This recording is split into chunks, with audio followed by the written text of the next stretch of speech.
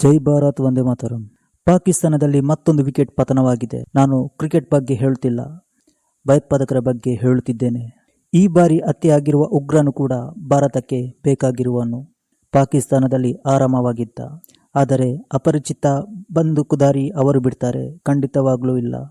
ಇಲ್ಲಿವರೆಗೆ ಇದೇ ರೀತಿ ಒಂದು 30ಕ್ಕಿಂತ ಹೆಚ್ಚು ಭಯೋತ್ಪಾದಕರನ್ನು ಹತ್ಯೆ ಮಾಡಲಾಗಿದೆ.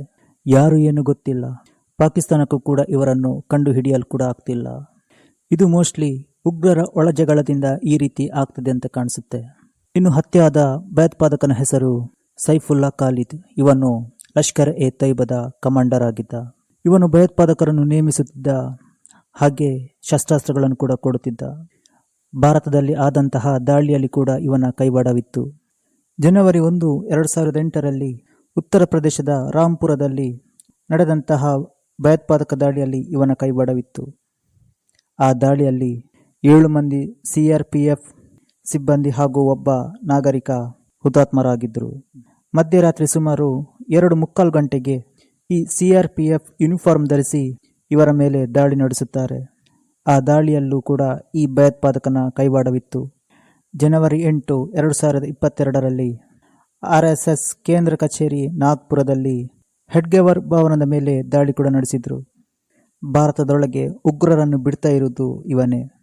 ಇವನ ಮನೆ ಇರುವುದು ಸಿಂಧ್ ಪ್ರಾಂತ್ಯದಲ್ಲಿ. ಅವನು ಮನೆಯಲ್ಲಿದ್ದ.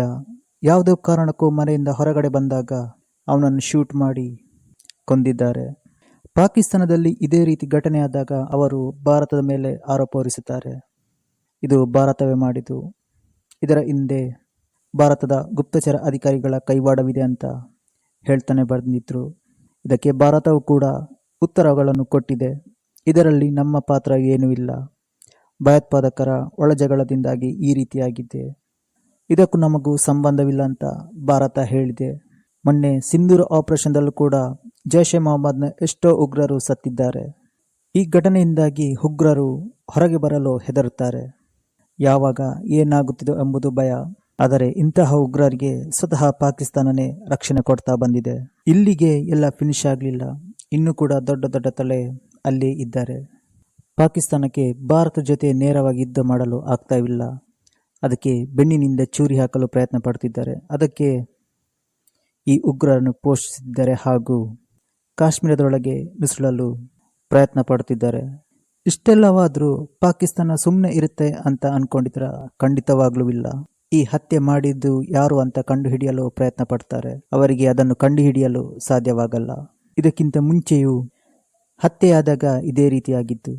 ಯಾರಿವರು ಅಂತ ಗೊತ್ತಿಲ್ಲ. ಆದರೆ ಉಗ್ರರನ್ನು ಮಟ್ಟ ಹಾಕಬೇಕಾದರೆ ಈ ಥರದ ಕಾರ್ಯಾಚರಣೆ ಮಾಡಬೇಕಾಗುತ್ತೆ. ಪಾಕಿಸ್ತಾನದಲ್ಲಿರುವ ಈ ಭಯೋತ್ಪಾದಕ ಬುಡವನ್ನೇ ಕಿತ್ತು ಬಿಸಾಡಬೇಕಾಗುತ್ತೆ.